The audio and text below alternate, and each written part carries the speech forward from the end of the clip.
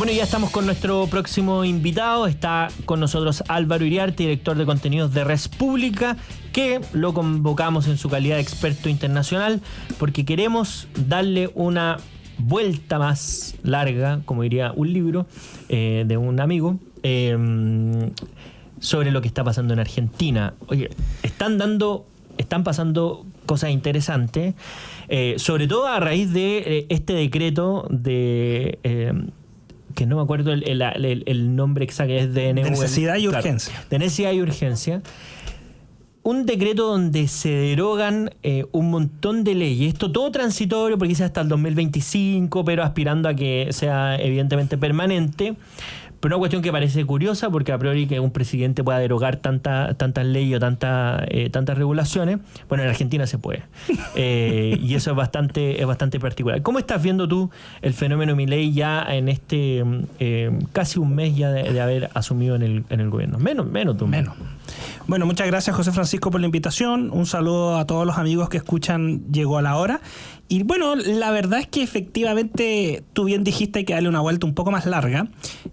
Yo tiendo a creer que Milei es de ese tipo de figuras que cuando llegan a ejercer la máxima autoridad de la nación tienen que ser observados a todo evento. Y esto es una prueba bien contundente y bien interesante de aquello, José Francisco. Ahora, pongamos un poco en contexto. Efectivamente, cuando uno mira en perspectiva, este decreto de necesidad y urgencia, el DNU, contiene una derogación de un sinnúmero de elementos que nosotros podríamos calificar de regulaciones estatales, intervenciones estatales. Hay materias asociadas a regulación de precios, a elementos para desarrollar alguna actividad de libre iniciativa económica. Hay también una disposición para transformar sociedades estatales o más bien dicho, empresas estatales en sociedades anónimas, como podría ser una antesala a un eventual proceso de privatización. Pero lo interesante es que esto es algo, no es del todo novedoso. En Chile contamos con experiencia de esto que se conoce como la ley rastrillo, sí, que en el fondo es algo bien misceláneo que busca levantar las prohibiciones, rebajar los requisitos y eliminar restricciones regulatorias en un sinnúmero de materias. Chile tuvo, pero ¿a dónde está la gracia o la diferencia? Que en el caso de la presidencia de Milei tiene un componente adicional, que tú bien decías, esto es transitorio, pero además este es un decreto que se hace por el presidente con la firma de su ministerio, y una vez que está hecho, esto se manda al Congreso, y se manda en paralelo a ambas cámaras, José Francisco. Y ambas cámaras del Congreso de Argentina tienen que votar como diríamos, no tienen posibilidad de modificar el texto, tienen que votar, aprobar o rechazar el decreto. Yeah. El decreto entra en vigencia, sí, porque esa es la gracia, es una atribución constitucional del presidente en Argentina. Claro, es como una especie de estado de excepción constitucional. Guardando las proporciones, claro, pero esto es un objetivo bien particular. Entonces, ¿qué pasa? ¿Por qué también esto es lo interesante? Porque si las dos cámaras aprueban, se acabó, no hay ninguna discusión. Pero son dos escenarios los que hoy día se manejan, y se manejan desde el día 1. Es que ambas cámaras rechacen, y en ese caso no puede entrar o no va a tener la validez hacia el futuro el decreto. Uh-huh. O podría pasar que una cámara rechace y la otra apruebe. Y con eso es suficiente para que el decreto tenga validez. Porque en el fondo, como mecanismo, el Congreso no puede entrar a modificar. Y eso se explica porque acá hay una apuesta política del presidente, José Francisco. ¿Y ahí cuál es la apuesta que se espera, o el resultado de esa apuesta que se espera? Porque pues ya hemos visto movimiento, obviamente nos llega filtrado por redes sociales cantidad de cosas que bajan precio o lo que está pasando a través de los medios de comunicación, pero ¿cuál es la apuesta que tiene el presidente Milei? Mira, si me preguntas como lo estás haciendo ahora, yo resumiría. La primera apuesta, José Francisco, es generar ese relato que falta muchas veces en las presidencias latinoamericanas, sobre todo de que no son de izquierda. Uh-huh. No quiero decir de centro derecha ni de derecha, porque van a escribirte los partidarios de Milei diciéndote que él no es de derecha, sino que es liberal, pero que no son de izquierda, que es cumplir lo que se promete en campaña. O sea, en el fondo Milei hizo su campaña de primera vuelta y de segunda vuelta con el tema de la economía argentina, la desregulación, la normativa que asfixia, el control de precios y la inflación. Y estas medidas, que son 366 medidas en el fondo, apuntan a eso. Pero también existe otra apuesta, y esta apuesta tiene que ver con lo siguiente, José Francisco. ellos tienen elecciones en Argentina de medio término en 2 años más. Y en el fondo acá el diagnóstico es que no se puede repetir lo que le pasó al gobierno de Macri, que entró el 2000, cuando entró en esa ocasión, entró con fuerza él, entró con un Congreso incluso bastante más equilibrado, y en el fondo optaron por el gradualismo o las reformas graduales. ¿Te fijas? Y eso le pasó la cuenta. Ese es el diagnóstico político que existe hoy día. Claro. Y en el fondo no te olvides que Caputo... Y que también es de ellos mismos. O sea, claro. Exacto. Es que ese es el punto, José Francisco. Entonces, la apuesta también es política en este sentido, de decir, Milei se juega una instancia extraordinaria, porque basta que se logre la aprobación por una de las cámaras y en el fondo Milei con eso logra implementar este proyecto, y esto tiene mucha relevancia porque siempre se habla de las lunas de miel, ¿no? Respecto de los nuevos mandatarios.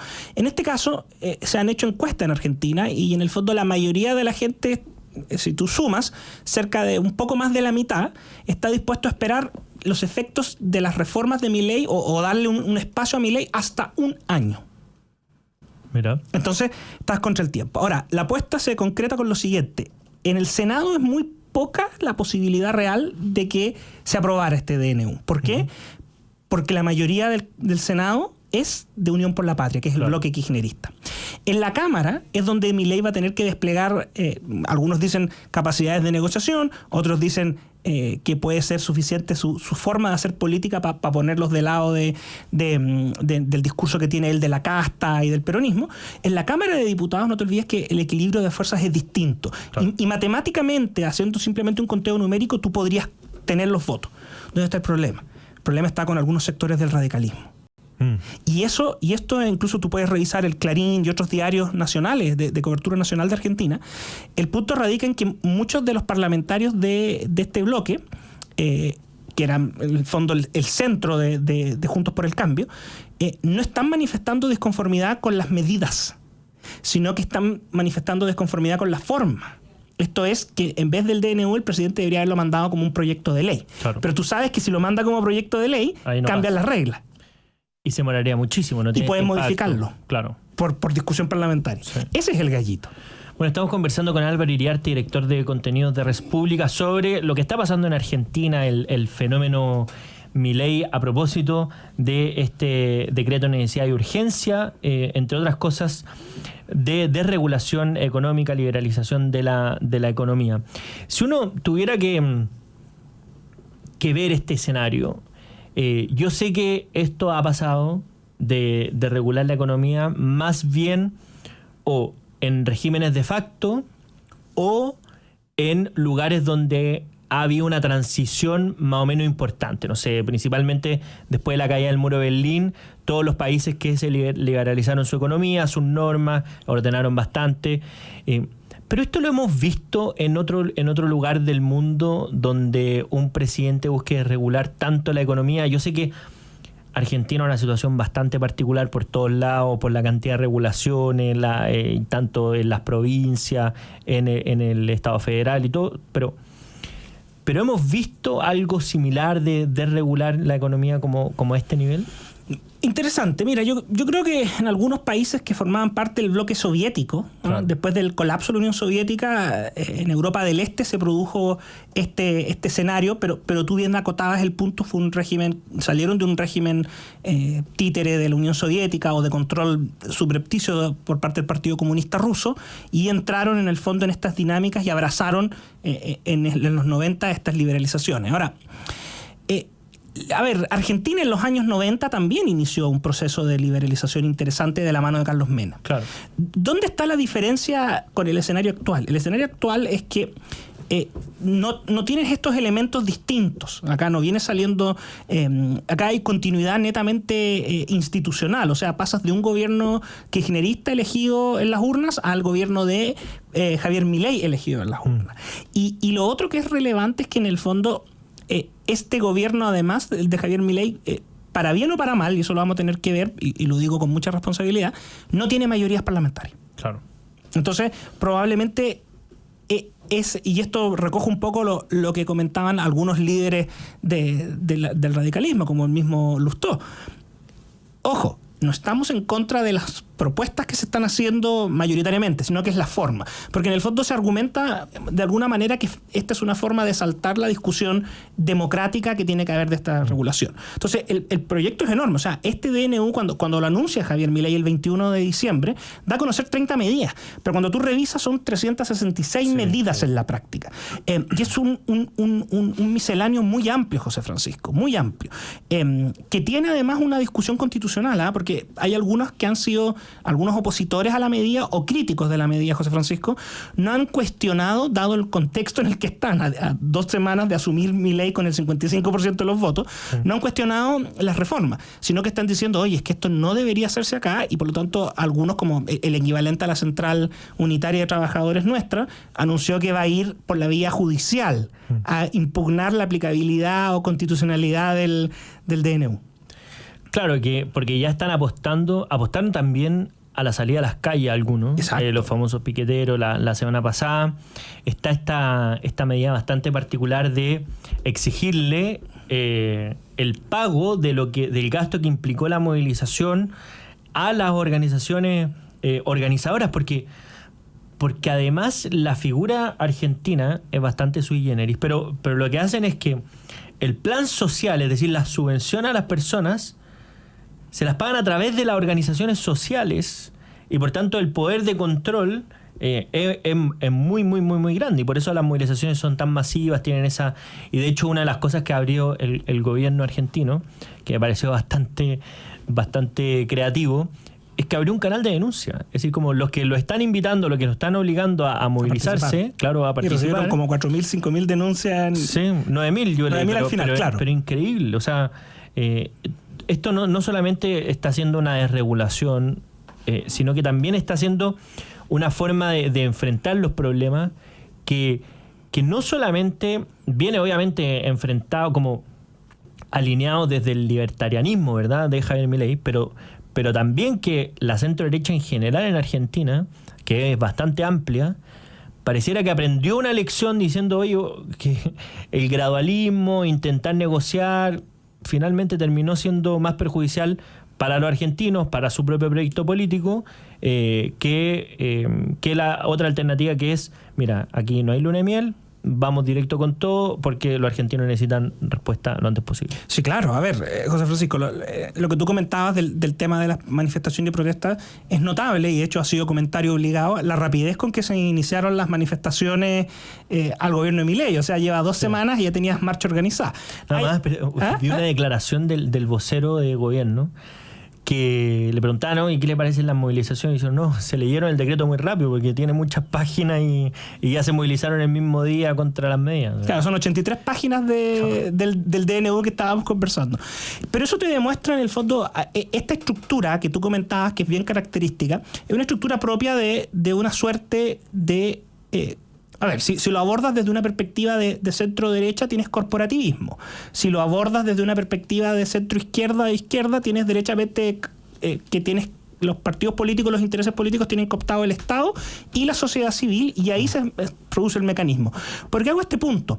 Porque claramente Milei va a seguir enfrentando movilizaciones y de hecho la primera movilización no fue propiamente tal o sea, fue en parte por el decreto, pero algunos no se sumaron con mucha cautela. El punto de fondo radica en que Milei tiene una ventaja por sobre otros mandatarios, que la va a tener cualquier mandatario que logre presentarse a sí mismo como proyecto político y ante la nación como el outsider, el que viene de afuera. Porque eso te permite también romper moldes y romper el techo. En ese sentido, esto lo conversamos hace unas semanas acá y también lo hemos tenido oportunidad de compartirlo en otras instancias, pero es muy fácil cuando tú tienes un outsider o que es percibido por la ciudadanía y por el electorado como un outsider, es muy fácil que las fuerzas tradicionales más cercanas en un espectro ideológico te califiquen de populista o de simplista.